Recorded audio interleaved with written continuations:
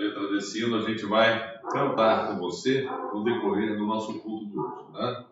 É um hino que fala de vocação, que fala de obediência, a nossa conversão, a nossa vocação e o nosso testemunho, todos eles estão relacionados com obediência, né? E é o destaque da nossa palavra nesta noite. Nós fizemos uma inversão, né? A terça-feira passada, nós mudamos o tema, então agora no nosso culto nós estamos trazendo o tema de Atos dos Apóstolos para esta noite. E esse tema, o tema desta noite, é a vocação do apóstolo Paulo. Vimos a conversão dele e nós queremos focar agora na vocação de Paulo, que é um modelo de vocação para cada um de nós. Vamos orar? Senhor, muito obrigado por esse encontro, mais uma vez. Obrigado por tantos outros cultos, tantas outras vozes, tudo aquilo, Senhor, que o teu povo tem ouvido, tem acolhido no coração. E tu que conheces, Senhor, o dilema de cada pessoa, tu estás em cada família, que nesse momento seja momento, Senhor, realmente de buscar a tua presença. Nós sabemos que para muita gente é um momento de sofrimento, alguma coisa repentina que aconteceu e tem afetado muito profundamente diversas famílias do mundo todo. Ó Senhor, então nós nos voltamos para ti. Por mais que a gente quisesse continuar com a nossa rotina de vida, a gente teve que se recolher. Quem respeitou a quarentena teve que ficar dentro de casa. E nós buscamos a tua presença. Então, Senhor, te agradecemos porque tu tens estado conosco, continua falando ao nosso coração e falando pela primeira vez ao coração de muitos que não te conhecem e lutam internamente contra ouvir tua voz. Nós pedimos desta bênção, nós oramos em nome de Jesus. Amém.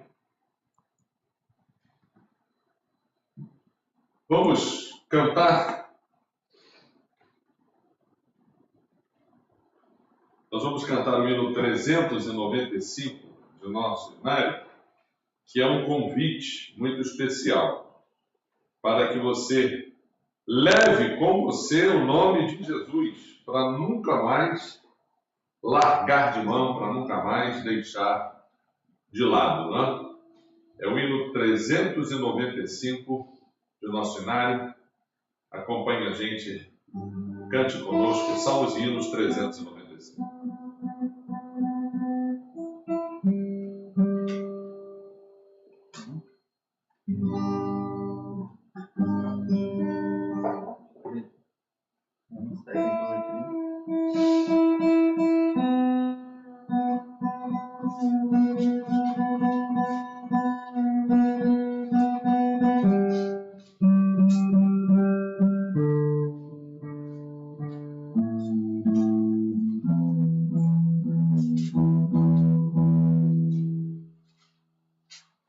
Cantemos afinados.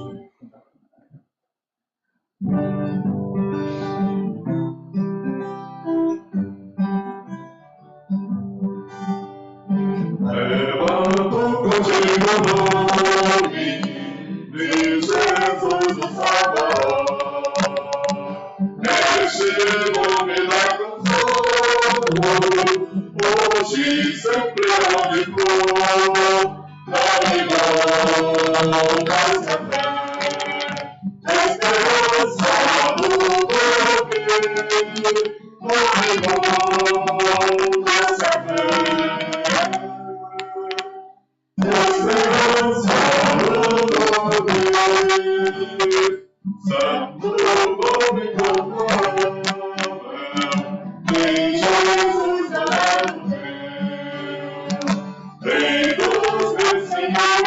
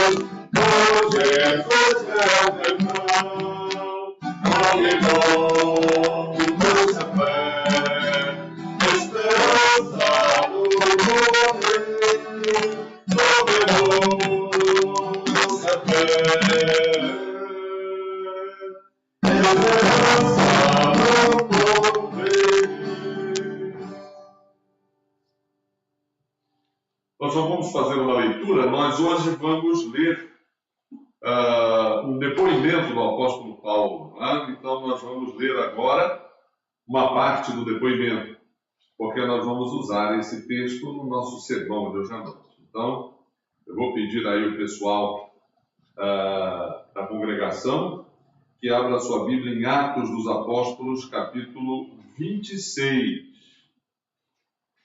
E nós vamos ler até o versículo 11. Depois nós vamos ler o restante. Nós vamos ler meio a meio. Né? Você preste atenção, porque esse texto é o texto que nós vamos usar no nosso sermão de hoje à noite. Não é? Então, desde já, a gente vai ler. Está em Atos 26, aquele nosso esquema de leitura, né? Eu vou ler 2 versículos, a minha congregação vai ler os 2 seguintes, e assim nós vamos até o versículo de número 11. Depois, no momento específico da leitura do texto do sermão, a gente termina esse depoimento do apóstolo Paulo. Atos 26, de 1 a 11. Pode acompanhar conosco na sua vida. Todo mundo encontrou? Amém. Eu leio 2 versículos, vocês leem 2, assim até o 11. A seguir, Agripa, dirigindo-se a Paulo, disse: é permitido que uses da palavra em tua defesa. Então Paulo, estendendo a mão, passou a defender-se nestes termos: tenho-me por feliz, ó rei Agripa, pelo privilégio de hoje, na tua presença, poder produzir a minha defesa de todas as acusações feitas contra mim pelos judeus. Mormente porque és versado em todos os costumes e questões que há entre os judeus. Por isso eu te peço que me ouças com paciência. Quanto à minha vida, desde a mocidade, como recorreu desde o princípio entre o meu povo e em Jerusalém, todos os judeus a conhecem. Pois, na verdade, eu era conhecido deles desde o princípio, se assim o quiserem testemunhar, porque vivi fariseu conforme a seita mais severa da nossa religião. E agora estou sendo julgado por causa da esperança da promessa que por Deus foi feita a nossos pais, a qual as nossas 12 tribos, servindo a Deus fervorosamente de noite e de dia, almejam alcançar. E no tocante a esta esperança, ó Rei, que eu sou acusado pelos judeus. Porque se julga incrível entre vós que Deus ressuscite os mortos? Na verdade, a mim me parecia que muitas coisas devia eu praticar contra o nome de Jesus, o Nazareno. E assim procedi em Jerusalém, havendo eu recebido autorização dos principais sacerdotes, encerrei muitos dos santos nas prisões, e contra estes dava o meu voto quando os matavam. Muitas vezes os castiguei por todas as sinagogas, obrigando-os até a blasfemar, e demasiadamente enfurecido contra eles, mesmo por cidades estranhas os perseguia. Dá uma parada aqui, né? Fique ligado no texto, um depoimento que Paulo dá sobre a sua vida, o seu testemunho, né, de conversão, e nós vamos dar continuidade depois, perto do período da mensagem, né? Vamos cantar mais um hino? Logo depois desse hino, nós também vamos ter um período de oração. Você que nos ouve, querendo digitar um pedido especial de oração, a gente vai estar acolhendo, né? E a gente vai estar orando. Logo depois desse hino, eu vou pedir ao Isaac que faça a primeira oração nessa noite, ou a segunda, porque eu já fiz uma, né? Pedindo a Deus mais uma vez pelas pessoas, agradecendo por algumas que nós oramos por elas desde os primeiros cultos e já estão bem, pedindo a Deus consolo por outras, e mais uma vez orando pelo nosso país, pelos nossos políticos, pela maneira como está sendo administrada essa questão em todo o país e também nos estados.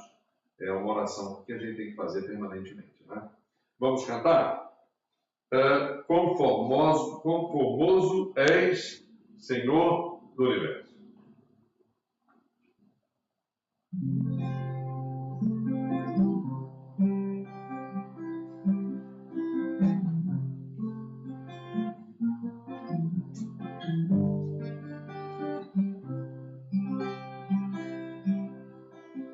Quão formoso és, Rei do Universo, a glória enche a terra e enche os céus.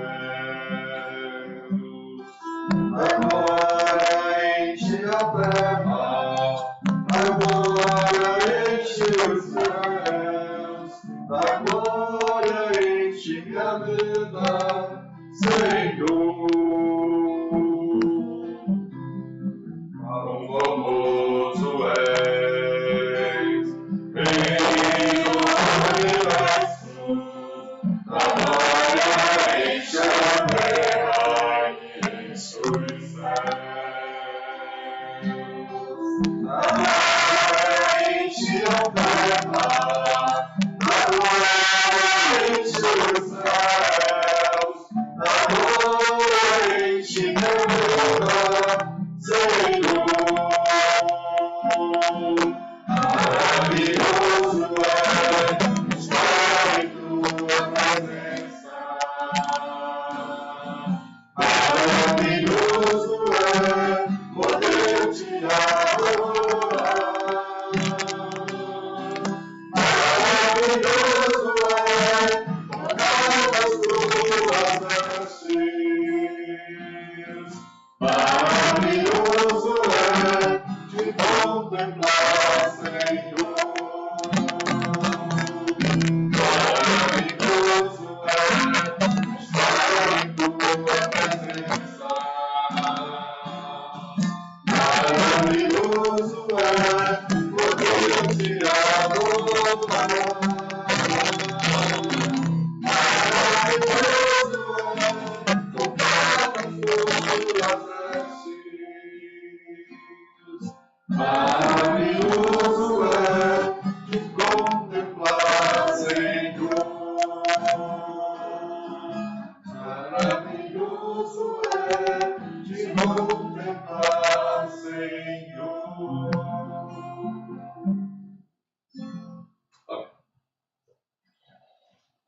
Deus Pai, graças te damos porque mais um domingo, Senhor, estamos aqui diante da tua presença, Senhor. Te agradecemos, ó Deus, porque podemos, Senhor, estar aqui por causa do teu plano de salvação, Senhor. Porque com teu sangue compraste para ti, Senhor, todas as pessoas de todos os povos, de todas as línguas, de todas as tribos, Senhor. E entre eles, Senhor, estamos nós aqui.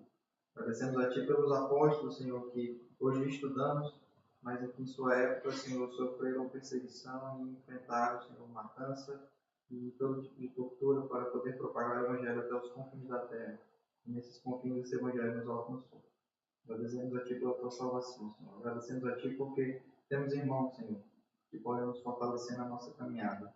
E permitir, Senhor, que nós estejamos, ainda que nesse momento, fisicamente separados. Obrigado porque também nos concedeste meios para que nós possamos, de certa forma, juntos, ao mesmo tempo, Senhor, louvar a ti, Senhor. Todos no mesmo espírito, todos no mesmo momento, Senhor. Entoando para ti o teu nome, lendo, Senhor, a tua palavra e e aprendendo mais de Ti. Senhor, Tu continuas a nos abençoar, Senhor, na nossa vida, na nossa caminhada de santificação em Teu nome, Senhor. Que nós sejamos cada vez mais conforme a Tua imagem, Pai. E que em momentos como esse, Senhor, nós possamos vir a ser consolados pelo Teu Santo Espírito. Confiamos nele, Senhor, confiamos nele com todo o nosso coração. E o consolo dele virá sobre os nossos corações. Que nós tenhamos sabedoria, Senhor, para enfrentar e para cuidar dos outros, Senhor, cuidar daqueles que precisam de ajuda nesse momento. Que nós sejamos sal da terra, Senhor, luz do mundo, uma geração unida. Em nome de Jesus, amém. Amém. Vamos, meus queridos, continuar a leitura do nosso texto, né? Nós agora vamos dar continuidade ao nosso culto, já na leitura do texto para a nossa mensagem. E você vai acompanhar agora a continuação a partir do versículo 12, Atos 26, do 12 até ao 29. Nós vamos fazer aquela leitura, não é? A leitura de 2 em 2, e logo depois você vai acompanhar conosco o sermão desta noite. Atos 26, de 12 a 29. Vamos continuar lendo? Com estes intuitos parti para Damasco, levando autorização dos principais sacerdotes e por eles comissionado. Ao meio-dia, ó rei, indo eu caminho fora, vi uma luz no céu, mais resplandecente que o sol, que brilhou ao redor de mim e dos que iam comigo. E caindo todos nós por terra, ouvi uma voz que me falava em língua hebraica: Saulo, Saulo, por que me persegues? Dura coisa é recalcitrares contra os aguilhões. Então eu perguntei: Quem és tu, Senhor? Ao que o Senhor respondeu: Eu sou Jesus, a quem tu persegues. Mas levanta-te e firma-te sobre teus pés, porque por isto te apareci, para te constituir ministro e testemunha, tanto das coisas em que me viste, como daquelas pelas quais te aparecerei ainda, livrando-te do povo e dos gentios, para os quais eu te envio. Para lhes abrires os olhos e os converteres das trevas para a luz e da potestade de Satanás para Deus, a fim de que recebam eles remissão de pecados e herança entre os que são santificados pela fé em mim. Pelo que, ó rei Agripa, não fui desobediente à visão celestial, Mas anunciei primeiramente aos de Damasco e de Jerusalém, por toda a região da Judeia, e aos gentios que se arrependessem e se convertessem a Deus, praticando obras dignas de arrependimento. Por causa disto, alguns judeus me prenderam, estando eu no templo, e tentaram matar. mas, alcançando o socorro de Deus, permaneço até o dia de hoje, dando testemunho, tanto a pequenos como a grandes, nada dizendo, senão o que os profetas e Moisés disseram haver de acontecer. Isto é, que o Cristo deveria padecer, e sendo o primeiro da ressurreição dos mortos, anunciaria a luz ao povo e aos gentios. Dizendo ele estas coisas em sua defesa, Festo o interrompeu em voz alta: Estás louco, Paulo? As muitas letras te fazem delirar. Paulo, porém, respondeu: Não estou louco, ó excelentíssimo Festo. Pelo contrário, digo palavras de verdade e de bom senso. Porque tudo isto é do conhecimento do Rei, a quem me dirijo com franqueza, pois estou persuadido de que nenhuma destas coisas lhe é oculta, porquanto nada se passou em algum lugar escondido. Acreditas, ó rei Agripa, nos profetas? Bem sei que acreditas. Então Agripa se dirigiu a Paulo e disse: Por pouco me persuades a me fazer cristão. Paulo respondeu: assim Deus permitisse que, por pouco ou por muito, não apenas tu, ó rei, porém todos os que hoje me ouvem, se tornassem tais quais eu sou, exceto estas cadeias. Vamos orar mais uma vez? Obrigado, Senhor, pela tua palavra. Ser conosco, nós te agradecemos por esses momentos em tua presença. E agora pedimos que tu esteja nos ajudando na condução também do recado teu para esta noite. Nós agradecemos, nós oramos em nome de Jesus. Amém. Nós queremos focar na personalidade de Paulo, não é? Nós queremos focar no chamado de Paulo. A gente quer destacar hoje a importância da pessoa de Paulo na obra que Deus quis realizar e realiza, né? Por meio da sua igreja. Na mensagem que Deus delegou à igreja que pregasse, que é a mensagem do Evangelho. A gente, desde que começou a estudar o livro de Atos dos Apóstolos, a gente tem destacado esse ponto central. A igreja tem uma mensagem a pregar e essa mensagem é a mensagem do Evangelho. A palavra da igreja pode ser uma palavra até mais ampla. A igreja pode emitir, os crentes podem emitir opinião sobre outros assuntos.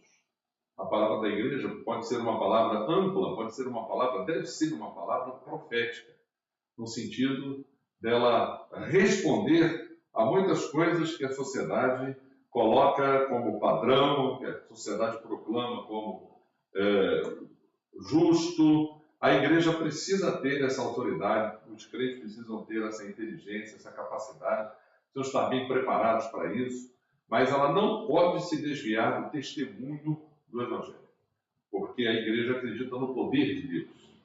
A igreja não acredita que exista um outro poder restaurador que possa dar um outro rumo à sociedade, possa dar um outro rumo ao governo das nações, né? Que possa mudar assim drasticamente, acentuadamente a feição que a gente vê no mundo, né? Essa feição em que a gente vê opções erradas que são feitas pela humanidade. Agora, por exemplo, diante da pandemia, as escolhas parece que se concentram na escolha certa, no sentido de combater o vírus, de haver solidariedade, mesmo assim uma série de problemas que são pendentes, problemas não resolvidos, eles ficaram como que para segundo plano. Mas a gente reconhece que a humanidade ela segue um curso que não é um curso de justiça, que não é diante de Deus um curso sábio, de escolhas certas, independente das nações, né, independente dos governos que a gente tenta estabelecer como modelo, até para comparar com o nosso país, do grau de desenvolvimento das nações. Então a gente reconhece esses problemas. E qual é a missão da igreja diante disso? Ela tem uma missão específica, né?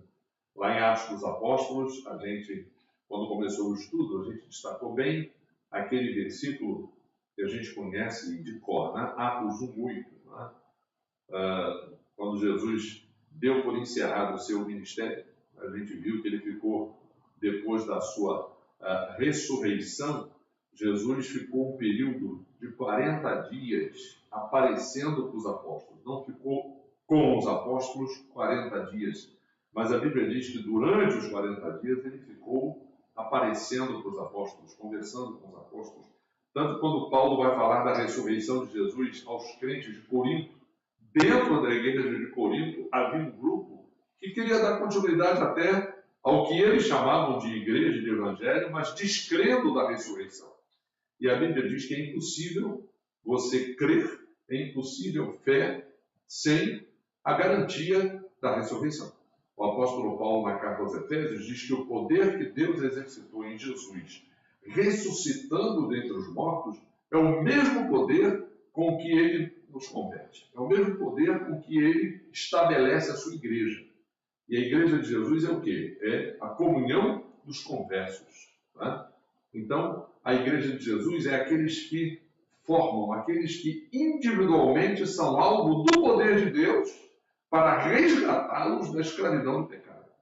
Então, a nova criatura, a nova criação, são aqueles que são alvo desse poder de Deus, o mesmo poder que ele exercitou em Jesus, ressuscitando dentre os mortos.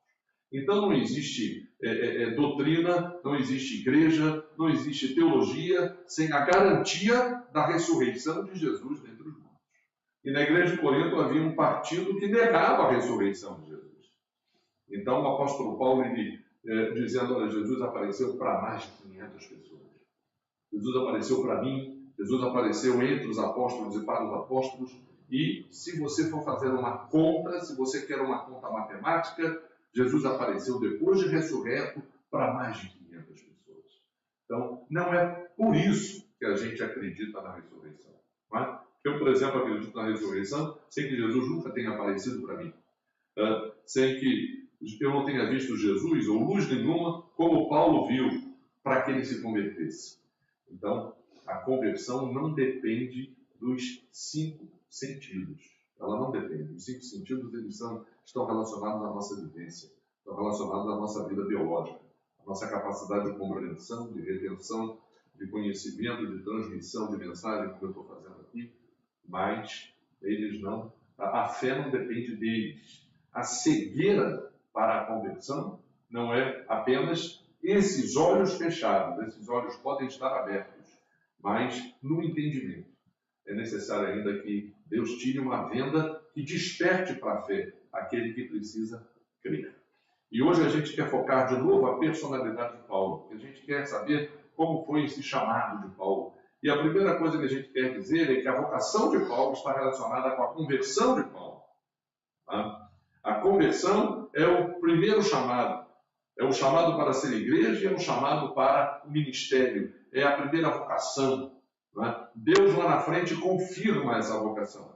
E o testemunho que Paulo dava, o tipo de testemunho que o Paulo dava, era o testemunho dele como apóstolo, era o seu testemunho como pastor, era o seu testemunho como missionário, era o seu testemunho como mestre que foi. Então o apóstolo Paulo teve o privilégio de reunir na sua personalidade esses dons todos. O dom de ser apóstolo, o dom de ser pastor, o dom de ser missionário, o dom de ser mestre. Né? O apóstolo Paulo deixou cartas escritas para nós, que são o ponto central do Novo Testamento. Né? A gente, se fizer uma conta, né? O apóstolo Paulo, o Novo Testamento tem quantos livros são mesmo? 27, né? 27 livros. Paulo escreveu 12, mas pela quantidade de coisas escritas, muito provavelmente Paulo escreveu mais da metade do Novo Testamento. E nós queremos destacar para você quem era Paulo, para que a gente possa perceber qual foi a obra que Deus realizou na vida dele. Deus converte, Deus ele muda a vida. Você pode apresentar a sua vida a Deus para que ele possa transformá-la. É esse o ponto principal, o ponto inicial da nossa vida com Deus. E eu quero voltar lá a Atos 8, 1 a 3. Eu quero que os meus auxiliares, né, me ajudem nessas leituras, porque aqui eu quero que a gente veja quem era o apóstolo Paulo, esse homem que Deus chamou para a sua conversão. A gente vai recapitular como foi a conversão do apóstolo Paulo, porque para que a gente possa ter consciência da vocação que nós temos, do chamado que Deus faz na nossa vida, como Deus deseja usar a nossa vida, é necessário que a gente entenda como foi a nossa conversão, que a gente revisite a nossa conversão. Nesse momento eu convido a todos nós, a todos vocês que estão nos ouvindo, como foi o meu chamado? Quem eu era? O que Deus fez na minha vida? Nós vamos refletir nisso, pensando, focando a vida do apóstolo Paulo. Então alguém vai ler para mim Atos 8, de 1 a 3, por favor. E Saulo consentia na sua morte. Naquele dia levantou-se grande perseguição contra a igreja em Jerusalém, e todos, exceto os apóstolos, foram dispersos pelas regiões da Judéia e Samaria. Alguns homens piedosos sepultaram Estevão e fizeram grande pranto sobre ele. Saulo, porém, assolava a igreja, entrando pelas casas e arrastando homens e mulheres e encarcerava-os no cárcere. Então o apóstolo Paulo, ele era esse homem, extremamente violento. Tá? O apóstolo Paulo, ele era alguém que era inteligente. A gente já viu isso no estudo que a gente fez lá em Atos dos Apóstolos. Né? E além de ser um homem inteligente, ele acreditava que agindo daquela maneira, ele estava fazendo aquilo que Deus requeria dele. Então ele era um cruzado, né? Ele era um justiceiro. Né? A gente, quando menciona as cruzadas, né? É porque as cruzadas foram um empenho da igreja católica na Idade Média, bancando um exército, né? De soldados da Europa que invadissem o Oriente para libertar Jerusalém da mão dos muçulmanos. Né? Então, a cruzada foi uma guerra bancada pelo dinheiro dos reinos da Europa, uma guerra do Ocidente contra o Oriente. Então, a gente, quando fala em cruzado, né? Alguém que luta em nome de Deus numa guerra que Deus não tem nada a ver com ela. E Paulo vai reconhecer isso somente depois de convertido. Né? Então, a gente, depois que se converte, é que a gente reconhece quem a gente era. Não é? Porque antes da gente se converter, nós não temos condições de reconhecer a pessoa que somos. Não é? Por isso que nós dizemos, já dissemos aqui no estudo bíblico, que é o Espírito Santo que nos convence. Não é? Eu gostaria que alguém desse para mim João 16, para que você entenda que para que a conversão ocorra, para que a gente seja trazido, né, para a condição de comunhão com Deus, é necessário que o Espírito Santo de Deus atue na nossa vida. Né? João 16, eu quero que alguém leia para mim 8 a 11. Os versículos 8 a 11 de João 16. Quando ele vier, convencerá o mundo da justiça e do juízo. Do pecado, porque não creem em mim. Da justiça, porque vou para o Pai e não me vereis mais. E do juízo, porque o príncipe deste mundo já está julgado. Esses 3 versículos se referem à pessoa do Espírito Santo. Né? E a primeira coisa que esse texto diz, no versículo 8, é que o Espírito Santo vem convencer o mundo do pecado, da justiça e do juízo. Juízo é porque Deus haverá de julgar todos os seres humanos. Isso você creia ou não creia, eu creia ou eu não creia, isso é algo que vai acontecer. Um dia nós vamos estar lá. Né? E agora é que a gente já tem essa ideia, né, de eu estar aqui, você estar me vendo aí, a gente tem ideia mais ou menos do que é você estar no canto do mundo e o mundo todo te ver. Nesse dia, não se preocupe, lá não vai precisar haver internet, né? Mas a gente vai ter condições de assistir o juízo final com relação a todas as pessoas que já existiram nesse mundo. Então a Bíblia fala que o Espírito Santo vem nos convencer disso, do pecado, da justiça e do juízo. Justiça é porque a justiça é pelo sacrifício de Jesus na cruz. A Bíblia estabelece isso. Quem diz isso é a Bíblia. A Bíblia diz que as pessoas não são condenadas pelo pecado que cometem, porque todos pecaram. Então não há grau diante de Deus maior ou menor de pecado. Todos são pecadores. Então a pessoa não é salva porque pecou menos, ou é condenada porque pecou mais. Vamos pensar assim numa pessoa bem perversa, que a gente imagina que Deus chama até de filho da perdição, que é Judas. Judas, o que traiu Jesus, ele não é chamado filho da perdição porque traiu Jesus. Ele é chamado filho da perdição por não ter se arrependido. E não é nem se arrependido de ter traído Jesus, porque num certo sentido, trair Jesus, todos nós traímos. Não é? Antes de nos convertermos, Paulo vai dizer aqui, eu era blasfemo, perseguidor e insolente. Então Paulo só vai conhecer a sua natureza humana depois da sua conversão. Nós só vamos conhecer quem nós éramos depois da nossa conversão. A Bíblia diz que entra luz no nosso coração, luz que ilumina as nossas trevas. Então a Bíblia diz que o Jesus Cristo nos justifica pela fé. Então não é a quantidade de pecado, o grau de pecado que condena alguém. Porque a Bíblia diz que Jesus Cristo derramou seu sangue para justificar a todo o que crê. Então essa ofensa já foi paga. A conta já está zerada. Mas para aquele que crê em Jesus, para aquele que aceita Jesus como Salvador, Vamos ler isso com mais detalhe? Vamos lá em João 3. Nós estamos aqui dando um mergulho, né, para entender o que é conversão, para entender o que aconteceu com Paulo, o que aconteceu com nós que cremos, o que precisa acontecer com você que ainda não crê. Lá em João capítulo 3, eu quero que alguém leia para mim o 18 e o 19. João 3, 18. Aliás, pode ler a partir do 17, né? 17, 18 e 19. Porquanto Deus enviou o seu Filho ao mundo, não para que julgasse o mundo, mas para que o mundo fosse salvo por ele. Quem nele crê não é julgado. O que não crê já está julgado, porquanto não crê no nome do unigênito Filho de Deus.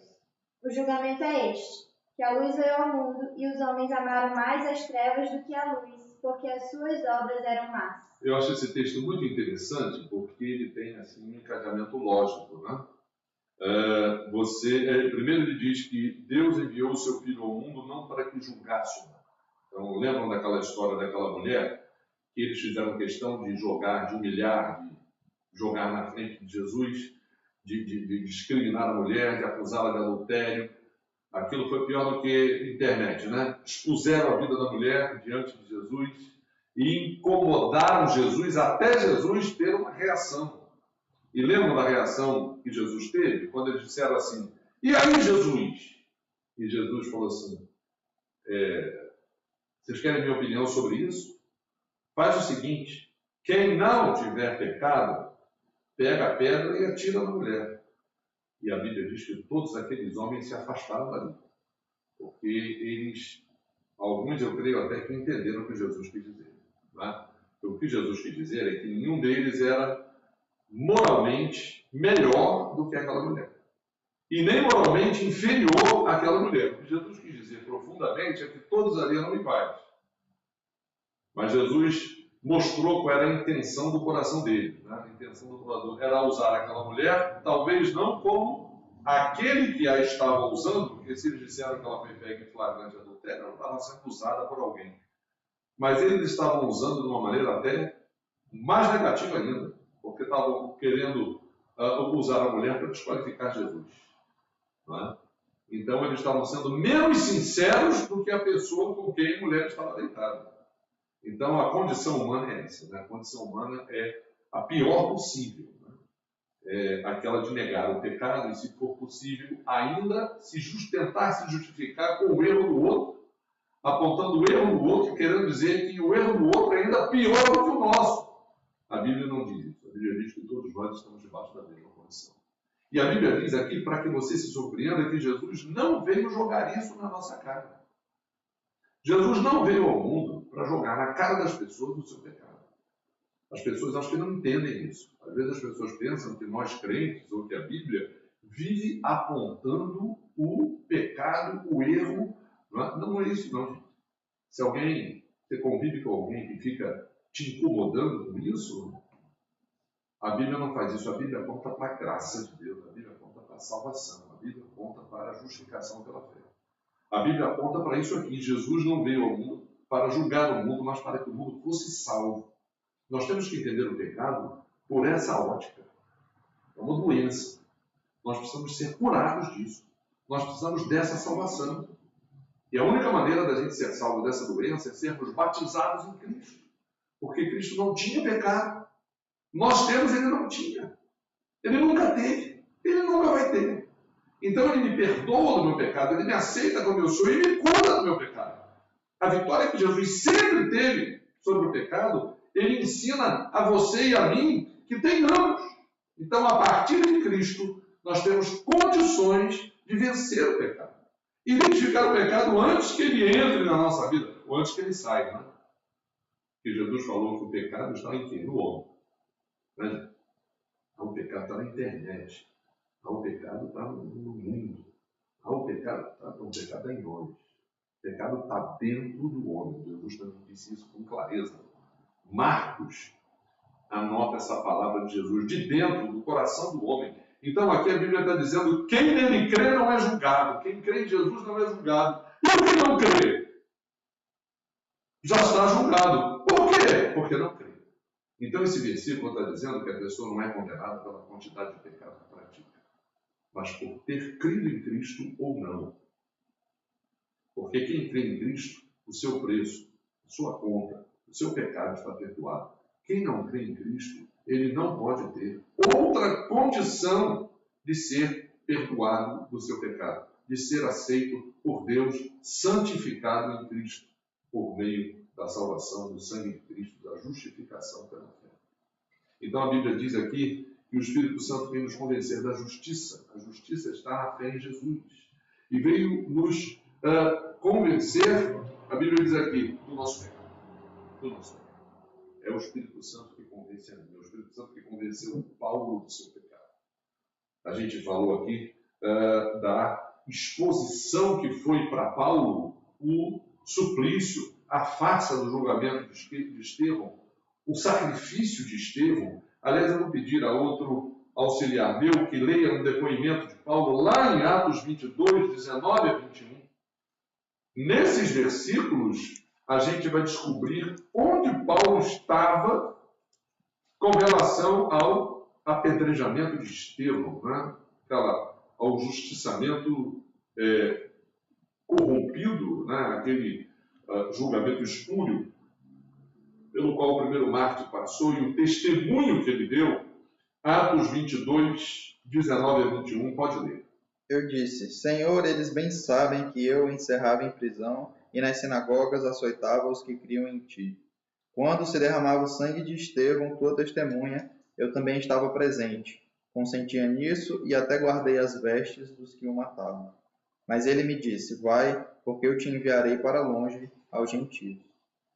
Paulo está dizendo aí com clareza, né? Quem ele era, da onde Deus o tirou, né? Paulo aí ele já é uma pessoa convertida e já dizendo o impacto, né, que provocou nele toda aquela armação que foi feita, que a gente estudou aqui com detalhe, né? E Paulo fez parte dela, porque Paulo era da sinagoga dos que eram da Cilícia e Síria, e Paulo era da Cilícia, era natural da Cilícia. Paulo ele era um judeu, mas de nascimento, a sua família já tinha cidadania romana. Então, Paulo era, de certa forma, alguém nobre naquela época, no sentido do seu status dentro do Império Romano. Não é? Não era qualquer pessoa que não fosse romana, que não fosse autenticamente romano, jamais seria considerado cidadão, a não ser que houvesse uma regalia, né? Um precedente, e a família de Paulo tinha esse precedente. Então, ele está dizendo aqui que, nessa época, como fariseu, ele foi cúmplice da prisão de Estevão, e aqui ele já como crente está dizendo, né? Senhor, eles bem sabem que eu encerrava em prisão e nas sinagogas açoitava os que criam em ti. Esse é Paulo convertido, não é? Referindo-se na sua oração, né? Quando se derramava o sangue de Estevão, tua testemunha, eu também estava presente. Consentia nisso e até guardei as vestes do que o matavam. Mas ele me disse: vai, porque eu te enviarei para longe aos gentios. Eu quero focar exatamente essa reviravolta na vida do apóstolo Paulo, né? Esse ponto que foi o ponto do seu chamado, o ponto da sua vocação, né? Eu queria agora analisar um outro trecho que ainda fala do Paulo antes de ser convertido, né?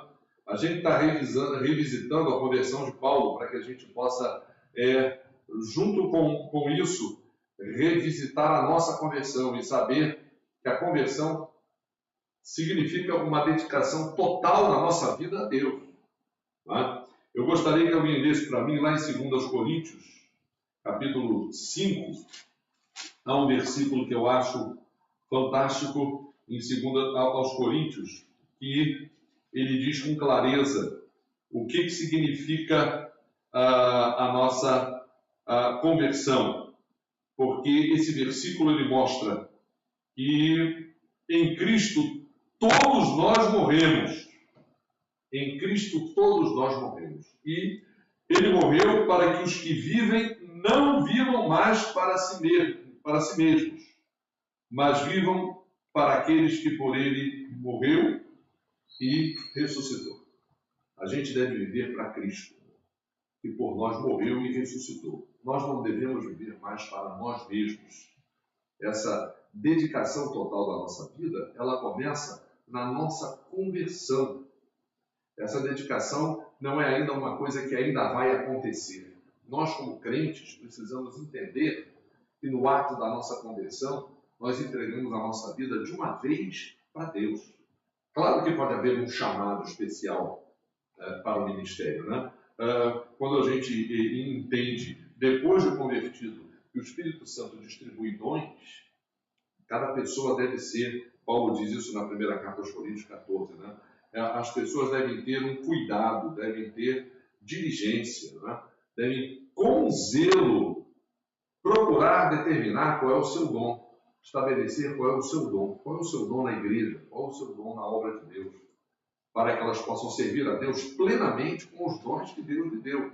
É claro que alguém pode, um pouco à frente, a partir da conversão, descobrir um ministério específico que Deus tem para ela, né? O apóstolo Paulo, pelo que a gente vai ver aqui, desde a conversão, Deus já tinha definido para ele o ministério que ele vai assumir plenamente. Então, Paulo, para nós, é um exemplo de alguém que, desde a conversão, assume plenamente o ministério que Deus tem para ele. E é esse o fundamento que estava na segunda carta aos Coríntios. Um morreu por todos. Quem morreu por todos? Jesus. O apóstolo Paulo dá encaminhamento lógico a essa afirmação dele, né? Um morreu por todos. Logo, todos morreram. E ele morreu por todos para que os que vivem não vivam mais para si mesmos, mas vivam para aquele que por eles morreu e ressuscitou.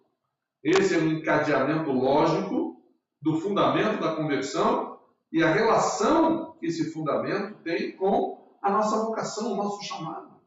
Né? Antes da gente dar continuidade, né, eu queria ler alguns textos da Bíblia que são muito interessantes, que revelam assim, o estado de espírito do próprio Deus diante da necessidade que ele tem de um vocacionado entender isso, de uma pessoa entender isso, entender o valor, não é, do seu chamado na igreja, o valor do seu chamado no reino de Deus. Então, alguns textos da Bíblia mostram, digamos assim, o emocional de Deus. Né? Quer ver? Vamos dar uma olhada em alguns desses textos. Há um texto desse que está em Isaías 6:8. Alguém lê para mim Isaías 6:8. Vamos ver se a gente consegue identificar aí o emocional de Deus, não é? Nesse versículo, né? Depois disto ouvi a voz do Senhor que dizia: A quem enviarei? E quem há de ir por nós? Disse eu: Eis-me aqui, envia-me a mim. Interessante que Deus montou para Paulo um quadro, né? Paulo ele tem uma visão, Isaías também tem uma visão, não é? Algumas pessoas podem ter até uma visão como Paulo teve, como Isaías teve. Eu, por exemplo, na minha chamada para o ministério, olha, gente, não aconteceu nenhuma visão estilo Paulo, nenhuma luz que me cegou, não é? Paulo também não houve uma visão estilo Isaías, que a gente lê aqui em Isaías, que ele viu o templo e que ele viu a glória do Senhor enchendo o templo, as abas das vestes de Deus enchendo o templo, e ele viu aqueles serafins de Deus com todo aquele cuidado para que pouco se visse da glória de Deus, mas ao mesmo tempo os serafins refletindo a glória de Deus. E a Bíblia diz que Isaías ele se sentiu, eu estou aterrado, como Moisés também se sentiu, como todo vocacionado se sente diante do tamanho, né, da responsabilidade que ele percebe. E aí Deus montou esse quadro para Isaías. E Isaías falou: estou fora, como Moisés falou, como Jonas fez, não quero, não é para mim. E a Bíblia diz então que a desculpa que Isaías falou: eu sou muito igual a todos que estão comigo, a todos à minha volta. Isso não é para mim, é para alguém mais santo do que eu. E Deus falou: isso é o problema? Se isso é o problema, deixa comigo. Tá? Você se sujar no pecado, é contigo. Mas purificar, santificar, é comigo. Então isso não é problema, Isaías. E a Bíblia diz que Isaías, ele viu um dos serafins pegar uma brasa, né? Imagina você ter uma visão dessa, parece um pesadelo, né?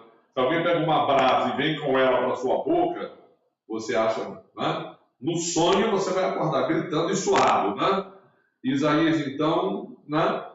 Na sua visão, houve aquele toque, ele sentiu, Deus falou, purificados estão os teus pecados, e a Bíblia diz, aí logo vem esse clamor de Deus, quem? Eu vou enviar quem? Quem há de ir por nós? Interessante isso aqui, né? Quando a Bíblia diz que Deus criou o homem, Deus falou, façamos o homem, né? E aqui Deus fala, quem vai por nós? Todo vocacionado, né? Há um clamor do próprio Deus para que haja vocação, para que haja vocacionados, né? Essa crise de vocações pela qual a igreja passa, a gente tem que zerar, a gente tem que acabar com ela. Um dos propósitos, uma das bênçãos que a igreja deve, depois dessa quarentena, né? Ela deve colher para si, é zerar a conta da deficiência dos vocacionados. A Bíblia de Jesus fala, ore para que haja obreiros para a seara, peçam a Deus obreiros para a seara. E Deus, a gente leu nesse texto que a gente leu do sermão, né, que Paulo diz assim, olha, Deus falou que eu não podia resistir aos aguilhões dele. Eu era pequeno na roça, fui com meu pai na roça e eu vi um camarada tocar um gado com um aguilhão. É uma vara com uma ponta de ferro atrás. E eu vi ele cutucar o boi lá debaixo da cauda. Então, na minha opinião, o lugar onde aquele homem cutucou o boi foi no ânus do gado. E eu me traumatizei com aquilo. Cheguei para o meu pai e falei, pai, não é? O boi se contorceu e o cara, aí para mim era um mal. Foi uma perversidade que aquele homem fez. Então eu falei, pai, aquele homem, era um garoto pequeno. Eu fui na roça com 5 anos, talvez. E eu acusei o cara de ter feito aquilo. Meu pai falou, não, meu filho, é assim mesmo. Eu me decepcionei com meu pai. Falei, pai, assim mesmo? Como, pai? Não é assim mesmo. O gado é assim que se toca mesmo, meu filho. E riu. Eu falei, cara, meu pai é um cara perverso. Não, é um aguilhão. É um aguilhão. A gente é movido por aguilhão. Paulo falou, eu não resisti ao aguilhão de Deus. Deus me colocou diante do ministério. Deus me vocacionou, Deus me chamou e eu não pude fugir. Isso está relacionado com a conversão. Não é uma coisa a mais, mas é coerente e tem fundamento na entrega total que se faz na conversão. Então é nisso que a gente tem que pensar. Eu sou um crente, a minha vida já pertence a Deus. Ele vai fazer dela o que Ele quiser. Eu não sou dono mais da minha vida. Isso que Paulo começou a entender. A gente acha interessante também, eu gostaria que a gente vivesse de novo, lá em Atos, capítulo 9, né? Eu gostaria que alguém desse aquela conversa de Deus com Ananias.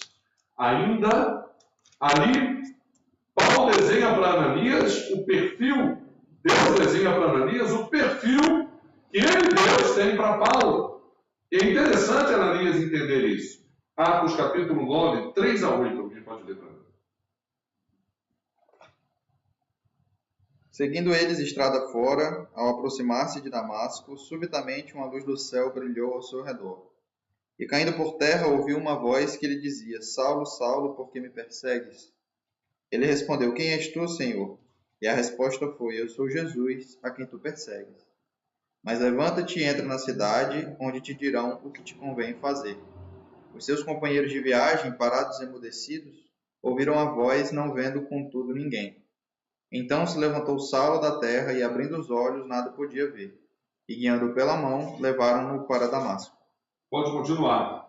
Era o texto seguinte, mas isso aí era para a gente rever a visão que Paulo teve. Como Isaías teve uma visão, Paulo teve essa visão. E Jesus mandou, levanta-te.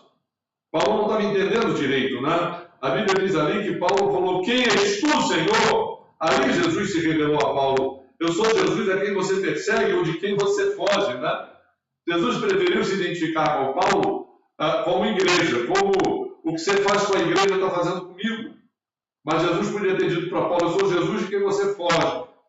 Mas vai, que logo eu vou dizer para você o que eu já quero de você, o recado que eu tenho para você, a conversão. Você precisa responder ao chamado de Jesus na sua vida. Diga sim. Logo depois você vai saber o que Deus quer de você. Mas diga sim, pode dizer sim, sem medo. Sem medo. Diga sim para Deus, eu quero, eu vou. Logo depois ele vai dizer para você o que ele quer de você.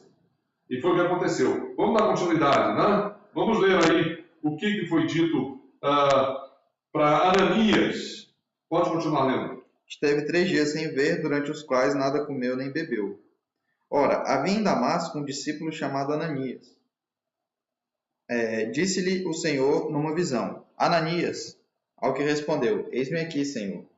Então o Senhor lhe ordenou: Dispõe-te e vai à rua que se chama Direita, e na casa de Judas procura por Saulo, apelidado de Tarso, pois ele está orando.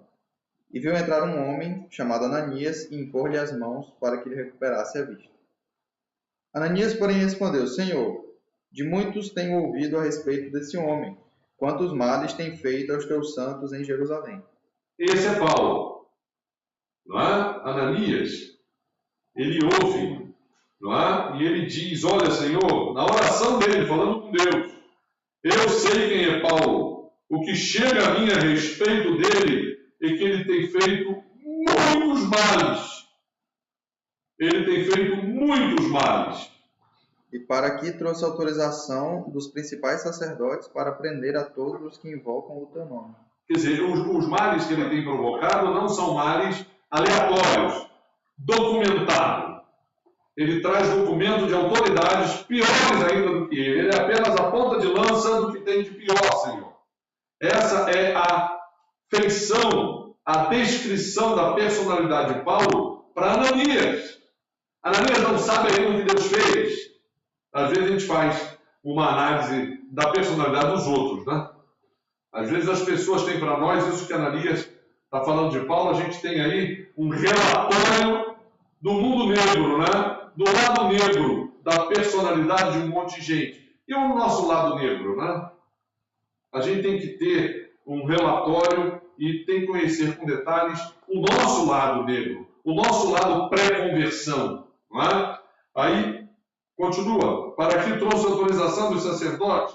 O que Deus disse? Mas o Senhor lhe disse: Vai, porque este é para mim um instrumento escolhido para levar o meu nome perante os gentios e reis, bem como perante os filhos de Israel. Toda pessoa vocacionada por Deus segue esse perfil. Toda igreja tem esse perfil. Às vezes a gente não entende direito o lugar do pastor na igreja, né? Por isso que Paulo dizia que às vezes o pastor parece alguém que vai ficar na mídia, que é um espetáculo que você aplaude ou vai. O apóstolo Paulo diz que não é muito mais complicado do que isso. Pastor, por isso que eu não queria ser. Pastor é alguém para ser imitado, para ser modelo. Ele não é alguém para ser aplaudido ou vaiado. É alguém para você dizer: que legal, gosto muito dele, que bom, pregou bem, que legal, é muito esforçado, que bom. Não é para você dar pinceladas de opiniões sobre a personalidade. É para você dizer: eu vou orar tanto, vou orar mais do que ele ora. Eu vou ler a Bíblia tanto, não, vou ler a Bíblia mais do que ele lê. Eu vou ter um ministério, vou pregar o Evangelho mais do que ele prega. É para você entender que você tem essa mesma vocação. Então, isso que Paulo fala, Deus falou para Ananias a respeito de Paulo, qualquer vocacionado, né? Agora, Paulo, ele é esse modelo de vocacionado, né? Continue, por favor. Pois eu lhe mostrarei quanto lhe importa sofrer pelo meu nome. Então Ananias foi e, entrando na casa, impôs sobre ele as mãos, dizendo: Saulo, irmão, o Senhor me enviou, a saber, o próprio Jesus que te apareceu no caminho por onde vinhas, para que recuperes a vista e fiques cheio do Espírito Santo. Imediatamente lhe caíram dos olhos como que umas escamas e tornou a ver. A seguir levantou-se e foi batizado, e depois de ter se alimentado, sentiu-se fortalecido. Então permaneceu em Damasco alguns dias com os discípulos. Você depois pode ler nos outros lugares de Atos os depoimentos que Paulo dá dessa fase da vida dele. Ele começou a pregar em Damasco. Depois desse texto que a gente já leu, ele já estava sendo avisado por Deus que não poderia ficar em Damasco. Ele foi para Jerusalém. em Jerusalém começaram a tentar matar Paulo porque acharam que, igual lembra, quando Lázaro foi ressuscitado por Jesus e os judeus estavam tramando matar Jesus e Lázaro, eles agora estavam querendo matar Paulo a todo custo. Aliás, esse texto que a gente lê é um texto já avançado na vida de Paulo, esse de Atos 26, que a gente leu o depoimento dele, e ele vai para Roma nessa sua viagem. Logo depois é o penúltimo, antepenúltimo, nós lemos o antepenúltimo capítulo de Atos dos Apóstolos. O 28 é um trechinho pequeno, o 27 é já a descrição da viagem. E a gente vê ali que Paulo, avançado já no seu ministério, e ele ficou 2 anos preso em Cesareia. Pode ser em Cesareia que ele tenha escrito as 4 cartas: Efésios, Colossenses, Filipenses e Filemão. Né?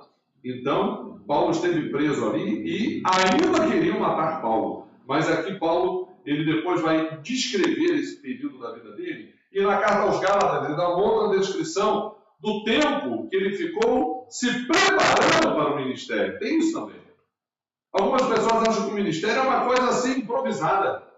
Que o Espírito Santo vem aqui, Deus, Aliás, fala assim: Paulo, eu vim para que você recupere a vista e fique cheio do Espírito Santo. Então você acha que aqui nesse momento, o Espírito Santo entrou em Paulo.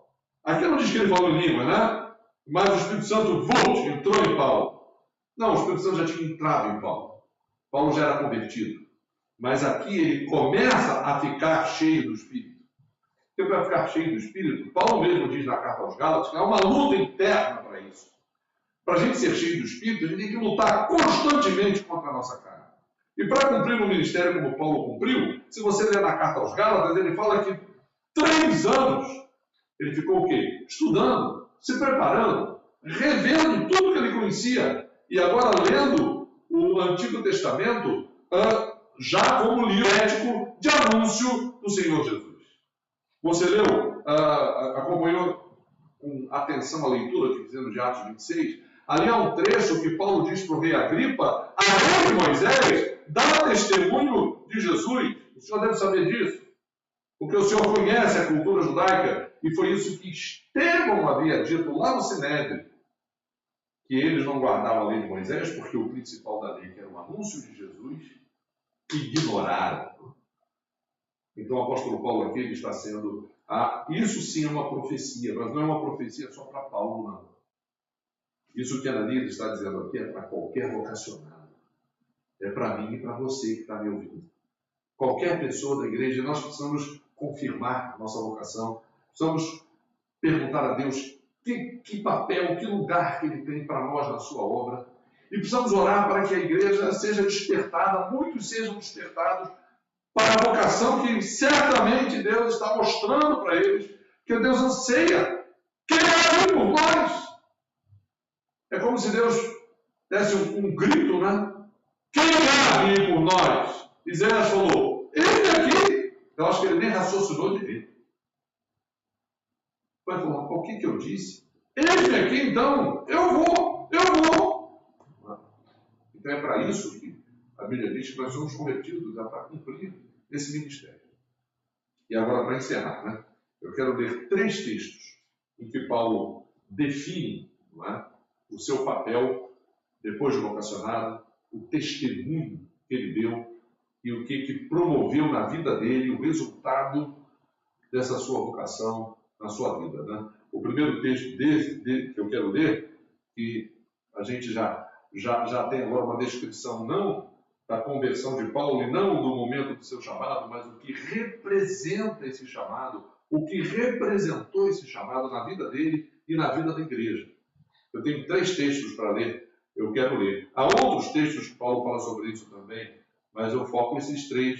Eu gostaria que primeiro alguém me ajudasse em 1 Timóteo 1, 12 a 16. 1 Timóteo 1, 12 a 16.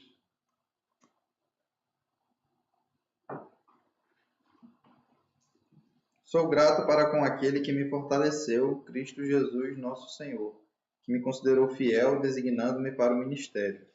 A mim, que noutro tempo era blasfemo e perseguidor e insolente, mas obtive misericórdia, pois o fiz na ignorância, na incredulidade. Transbordou, porém, a graça de nosso Senhor com a fé e o amor que há em Cristo Jesus. fiel é a palavra e digna de toda aceitação, que Cristo Jesus veio ao mundo para salvar os pecadores, dos quais eu sou o principal.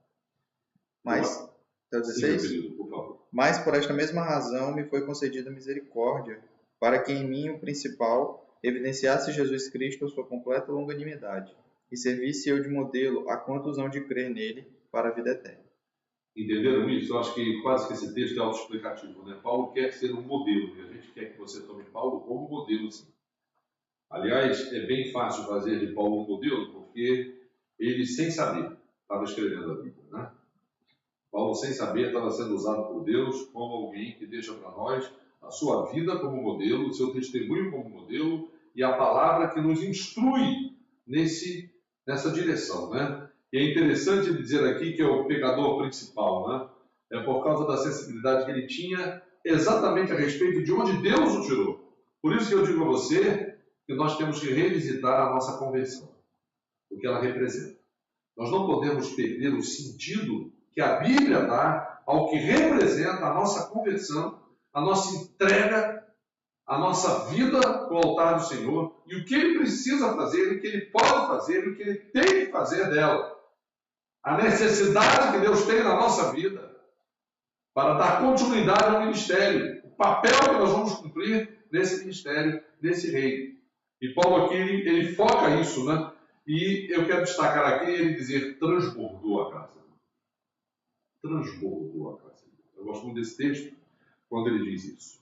Eu era blasfemo, perseguidor e insolente, a graça de Deus transborda na vida de Paulo e na vida de qualquer pessoa que se converte. E a gente não pode deixar a nossa conversão lá num caminho esquecido da nossa mente, né? A gente não pode, a gente tem que entender o que ela representa mesmo. Achar que, o que significa eu ser convertido? Eu sou crente, eu sou da igreja. O que isso significa? Eu preciso rever isso na minha vida. A importância que isso tem reflete de lá daquele meu encontro com Deus, para o resto da minha vida, até que eu encontre com o Senhor, Ele possa dizer para mim, bem-estar, servo bom e fiel. Você não enterrou o seu talento. Você colocou o seu talento para fora e multiplicou o seu talento. Né? Então esse é o primeiro texto de Paulo e o que eu quero destacar é ele dizer isso. Né? O que eu era, mas a graça de Deus transbordou a minha vida. O segundo texto que eu quero que alguém leia para mim está em capítulo 2 de Gálatas. Gálatas, capítulo 2, 19 a 21. Esse é aquele texto que eu falei para você, que Paulo fala da vida dele. E essa é a parte final, a conclusão final. Depois você vai ler o capítulo 2 todinho, tá? E aqui Paulo fala desse seu retiro, né? Depois que ele saiu de Jerusalém, que estavam querendo matá-lo, ele se deslocou lá para a região onde ele morava, sua terra natal. E o tempo que ele ficou lá. E esse texto que eu estou lendo, que eu peço que alguém leia, Atos 2, 19 a 21, é a sessão final, né? É o finalzinho, a conclusão do raciocínio de Paulo. E eu tiro também desse texto uma marca muito importante, muito fundamental, que representa o que significa cumprir a vocação de Deus, né? Porque eu, mediante a própria lei, morri para a lei, a fim de viver para Deus. Estou crucificado com Cristo. Logo, já não sou eu quem vive, mas Cristo vive em mim. E esse viver que agora tenho na carne, vivo pela fé no Filho de Deus, que me amou e a si mesmo se entregou por mim. Esse é um texto que me ajudou muito quando eu tive minhas dúvidas na adolescência, né? Sobre conversão. Né? Eu já contei aqui a minha história, que eu fui desde muito pequeno na igreja, né? Recebi aquele diplomazinho, mesmo ainda com 6 anos incompleto. Perguntei ao meu pai e minha mãe se aquele versículo, ser fiel até a morte, eu ia conseguir cumprir. Eu olhei para aquilo e falei, caramba, eu acho que a minha morte vai demorar, eu ainda vou crescer, eu não sei se eu vou conseguir. Então aquilo ali já me marcou. Mas lá na frente, na adolescência, eu precisei confirmar minha fé. Precisei ler a Bíblia, e esse texto é um texto que me ajudou muito. Esse texto ele diz exatamente o que você leu aí. Eu morri para a lei, para viver para Deus, estou crucificado com Cristo. A gente precisa entender isso, o que isso representa e pôr isso em prática. Né? um daqueles videozinhos rápidos que eu gravei, eu falei de uma menina que uma vez correu, se abraçou com as minhas pernas lá na igreja de Cascadura, lá de onde veio eu e minha esposa, lá no Rio de Janeiro. E era uma vizinha em frente que estava explicando para a filha o que era aquilo, o que era a igreja, o que o pastor pregava. E acho que a mãe explicou alguma coisa que ela confundiu. Ela correu, não esqueci essa cena. Aquela manhã, o sol lá fora, a igreja ainda vazia, e aquela menina correndo. Aí se abraçou na minha perna, olhou para cima, sorriu. Aí falou assim, você que é Jesus? Aí eu falei, caramba, isso é verdade, né? Mas eu demorei um pouco, claro que não sou eu que sou Jesus. Mas aqui quando Paulo diz que não sou eu quem vive, mas Cristo vive em mim, o que Paulo quer dizer com isso? É que alguém que olha para a sua vida tem que ver o que? Jesus. Alguém que olha para a minha vida, para a nossa vida, tem que ver Jesus. Então Paulo viveu Jesus. A fé que Paulo teve, eu vivo pela fé. Não sou eu quem vive, Cristo vive em mim. E esse viver que agora tenho, vivo pela fé no Filho de Deus, que me amou e a si mesmo se entregou por mim. Então Paulo, ele viveu isso aqui na vida dele. O ministério de Paulo, o testemunho de Paulo foi isso aqui. Então isso tem que ser também a nossa vida, o nosso ministério, o nosso testemunho. Eu acho interessante esse texto por causa dessa identificação que Paulo, e conversão é isso, gente. Aqui não é uma retórica de Paulo, não. Isso aqui não é para ele, não. Isso aqui é para o crente. Nós somos batizados na morte e ressurreição de Jesus. Não é o teu nome no hall da igreja, não é o pastor que se batizou. Você pode ter chorado no dia do batismo, pode ter a fotografia do teu batismo, mas não é aquele batismo que te tornou crente. O que tornou a mim e a você crente foi o batismo de Jesus no Espírito Santo. Por isso que Paulo fala, eu estou crucificado e ressuscitei em Cristo e vivo pela fé em Cristo. Nós temos que aplicar isso aqui em nós. Isso é o sentido da nossa vocação e a vivência que Deus quer para nós. E para terminar, eu quero ler um outro relato que Paulo faz na sua vida, sempre se colocando como modelo, né? Filipenses 3, 7 a 11. É um outro texto fantástico, daquelas cartas, não é? Da prisão, que podem ter sido escritas no final desse período que a gente leu hoje, no capítulo 26 de Atos, não é? Paulo falou, eu não fui desobediente à visão celestial. Lembra desse trecho que a gente leu em Atos hoje? Lá, Atos 26? Eu falei dos aguilhões, né? Mas ele diz, eu não fui desobediente à visão celestial. Deus tem te dado visão. Deus tem dado a mim visão. Nós não podemos desobedecer à visão que Deus tem dado para nós. Alguém lê para mim, por favor? Filipenses 3, 7 a 11. Mas o que para mim era lucro, isso considerei perda por causa de Cristo. Sim, deveras considero tudo como perda por causa da sublimidade do conhecimento de Jesus Cristo, meu Senhor, por amor do qual perdi todas as coisas e as considero como refúgio para ganhar a Cristo. E ser achado nele, não tendo justiça própria, que procede da lei, senão a que é mediante a fé em Cristo, a justiça que procede de Deus, baseada na fé, para o conhecimento e poder da sua ressurreição, e a comunhão de seus sofrimentos, confirmando-me com ele na sua morte, para, de algum modo, alcançar a ressurreição dentre os mortos. Paulo diz que tudo para ele é perda e Cristo é o maior ganho. Né? Esse é o sentido da nossa vida. Né? Paulo diz lá em outras cartas, na carta aos Coríntios, que é claro que a gente tem as nossas contas, né? Nós temos os nossos códigos de barra, nós temos uma vivência no mundo, nós temos o nosso horário de trabalho, nós temos uma série de coisas que nos vinculam a esse mundo. Mas o principal da nossa vida, o lucro total da nossa vida é Jesus. Nós temos que reconhecer tudo como perda por causa da sublimidade do conhecimento de Cristo Jesus. Nós temos que entender o quão sublime é Jesus na nossa vida e o modelo de vida que Ele quer para nós. Paulo diz aqui que ele vive de experimentar o poder da ressurreição. Né? Lá em Atos está dizendo que qual é a identidade da igreja? Recebereis poder ao descer sobre vós o Espírito Santo. Os apóstolos, eles tinham A Bíblia diz que Jesus, nos 40 dias que apareceu intermitente para eles, conversou sobre o reino de Deus. Claro, tudo que Jesus conversou sobre o reino de Deus está nos evangelhos. É só a gente procurar lá que a gente encontra. Mas, como última pergunta, eles queriam o reino de Israel. E a nossa liberdade política? Jesus falou, poder. Vocês estão discutindo poder? Essas três coisas estão relacionadas a poder. O reino de Deus, poder de Deus. O reino dos homens é o poder político. E a igreja também.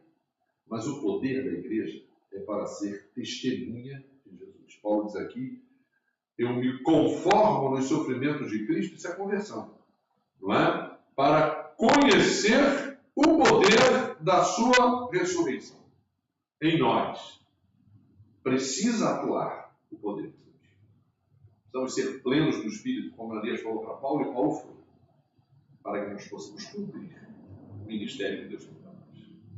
Vamos orar? Senhor, muito obrigado pela tua palavra, que ela coloca diante de nós e que representa a nossa conversão, o teu chamado, Senhor, a tua vocação e o papel que nós temos como testemunhas tuas no teu reino. Precisamos, Senhor, estar diante dessa realidade e a cada dia, Senhor, revisitar pela tua palavra, na nossa vivência, na nossa comunhão contigo, o que isso representa, para que possamos cumprir o papel que tu queres como igreja no mundo. Nunca, Senhor, defasados, desatualizados, alienados, mas recebendo o teu poder para testemunharmos Jesus nesse mundo. Nós louvamos o teu nome, te agradecemos. Temos esses exemplos, principalmente o exemplo de Paulo e outros exemplos mais, e exemplos também à nossa volta, e até pessoas que já partiram, nuvem de testemunhas, como diz o autor de Hebreus. Abraão ainda fala. Então precisamos, Senhor, que essa palavra ela possa se cumprir na nossa vida e nós possamos ser ativos, prontos na resposta. Quem há de ir por nós dizermos, eis-me aqui. Por que não eu? Envia-me a mim. Em nome de Jesus nós oramos. Amém. Amém. Ana Luísa daqui a pouco me diz quais são os pedidos de oração para a oração final. E nós vamos cantar o hino 445. É um hino muito bonito. Um hino que fala, o título dele é Obediência. 445 nós vamos cantar nesse momento. Nós temos um pedido de oração especial também pelos aniversariantes dessa semana, Amém. né? A Vitória fez aniversário. Vitória! Então depois também vamos cantar parabéns para ela, depois do hino. Tá. Então vamos cantar agora e o hino fica sendo um ano mais de vida, né? Vamos lá? Parabéns, não, né? O ano mais de vida é mais próprio, né? Mais próprio do que o parabéns. O hino final. E os últimos de oração. Os últimos de oração, cantamos o hino. Um ano mais de vida,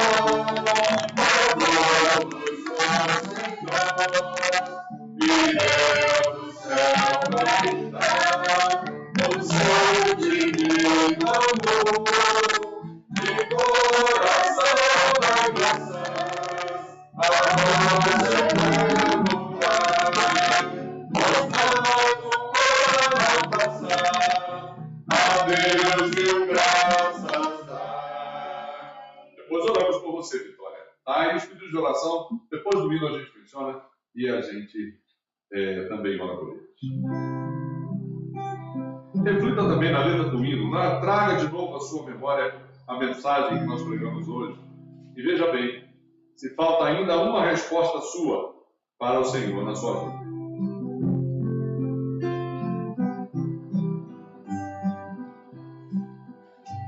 Nem sempre seu amor hoje avisa, no caso que me mandar. É grande a seara que não sempre foi, no final trabalhar. Se for caminhos que nunca segui,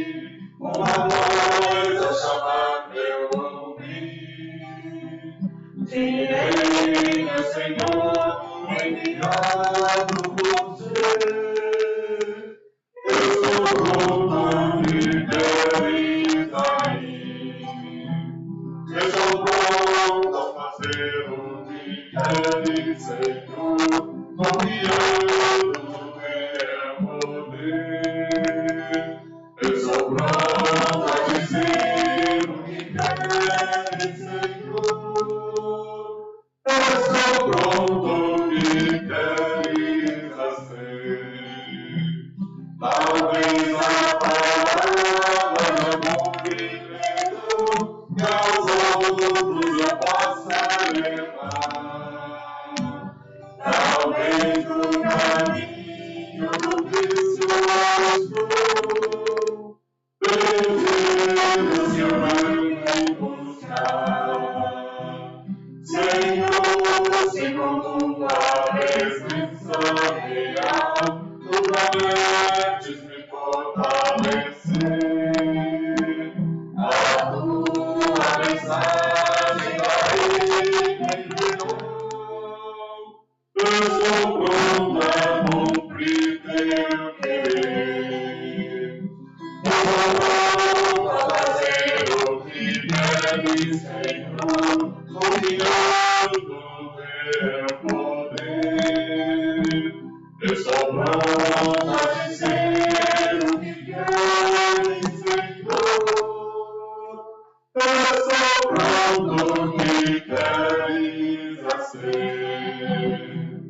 Um canto desejo aqui encontrar na seara do meu Senhor.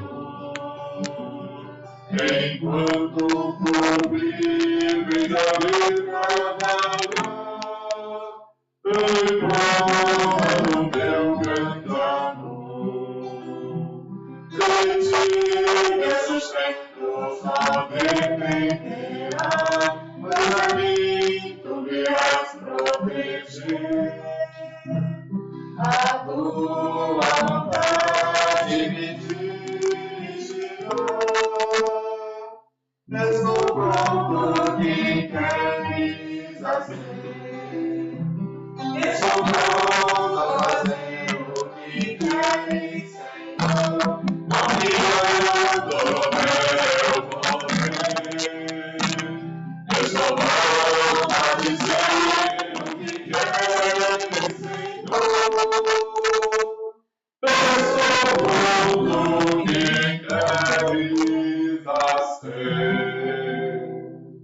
Amém. Deus abençoe. Vamos atender a esse chamado. Quais são os pedidos, minha filha?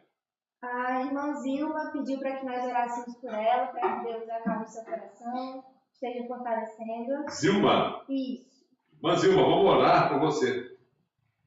A irmã Lígia pediu para que nós orássemos pelo nosso estado e também pela filha dela, Isabel.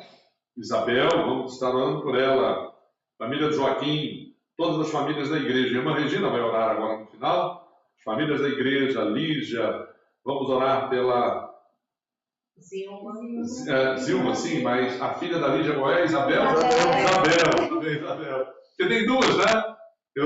Você falou Isabel, eu pensei na Vitória. Orar pela Isabel, pelas famílias da igreja, pela Zilma. Nas famílias da igreja em especial, vamos orar pelo pequeno Samuel, que a irmã Cida disse que o irmão Jorge disse que ele está estressado nesses últimos dias. Pronto. Samuel, porque o Samuel está de quarentena. Quem é que está aguentando essa quarentena? Nenhum menino está aguentando essa quarentena, não é verdade? Então vamos orar para o Samuel, né? Que ainda não tem um ano, mas já se estressa com quarentena. Não é? Vamos orar então, né? Orar pelo nosso Estado também. Boa lembrança da irmã Lídia, não é? O nosso governador, as nossas autoridades, o nosso povo, de um modo geral, o povo do Brasil. A gente tem que orar constantemente por esse período, né? Deus esteja nos abençoando e atenda, não é, o nosso plano. A irmã Regina vai orar e logo depois estaremos despedidos. Senhor Deus Pai, mais uma vez eu quero te agradecer por essa oportunidade que nós temos de nos reunir, mesmo à distância, ó Pai, mas diante da Tua Palavra. E a Tua Palavra que nos une, a Tua Palavra, Senhor, o Teu poder que nos cela como filhos Teus, amados Teus. E te lembramos, Pai de amor, nesta hora, todos os enfermos, ó Pai, as pessoas que se perderam, Senhor, por conta desse vírus, que possa estar consolando as famílias, dando sabedoria, Pai, de amor às autoridades, nas decisões, ó Pai, que eles têm que tomar. E também, ó Pai, protegendo e dando sabedoria aos médicos que estão na linha de frente, Senhor, e conscientização à população, ó Pai, para que possamos fazer a nossa parte e possamos, assim, ó Pai, preservar as nossas vidas e as vidas daqueles que a gente ama. Te agradecemos pela vitória, Pai, por mais um ano de vida, que essa criança possa crescer em sabedoria, graça, estatura, ó Pai, diante de Ti, que possa ser uma serva do Senhor. E assim como ela, também colocamos diante de Ti, ó Pai, outra criança tão tenra ainda, ó Pai, que é o Samuel, que eu possa estar abençoando aquela sua vida, ó Pai, fortalecendo também seus pais, dando seu consolo, acalmando seu coração, ó Pai, e que os adultos que estão ali, ó Pai, cuidando dele, que ele possa se sentir seguro, amado, ó Pai, se sentir nas Tuas mãos. Te agradecemos pelas famílias da igreja e te pedimos também que Tu possa estar amparando e socorrendo cada uma delas, ó Pai. Lembramos agora de Isabel, ó Pai, filha ali do Joaquim, da Lígia, possa estar abençoando a sua vida, ó Pai, também com a Tua mão poderosa. Lembramos ainda sobre Letícia, que já oramos durante essa semana, Tu possa também estar abençoando aquela vida, ó Pai, a vida tão tenra das nossas crianças, Senhor, que precisam de Ti, ó Pai, que são como um passarinho, ó Pai, tudo muito sensível, mas que Tu possa estar fortalecendo, assim como fortalecendo as famílias, Senhor. Que Teu Espírito Santo possa nos estar unindo, consolando, ó Pai, dirigindo, fortalecendo mesmo, ó Pai, para que não possamos dar brechas para o inimigo, ó Pai, entrar e fazer aquilo que é do destino dele, que é destruir, mas que nós possamos estar juntos diante do Teu altar, ó Pai, diante do Teu consolo, da Tua sabedoria, da Tua força. Nós oramos assim em nome de Jesus. Amém. Amém. Muito obrigado. Vamos estar pela sua assistência, a sua presença conosco. Terça-feira, voltamos para Atos dos Apóstolos, viu? Esteja conosco a partir das 19 horas no Acre, 21 horas, horário do Brasil.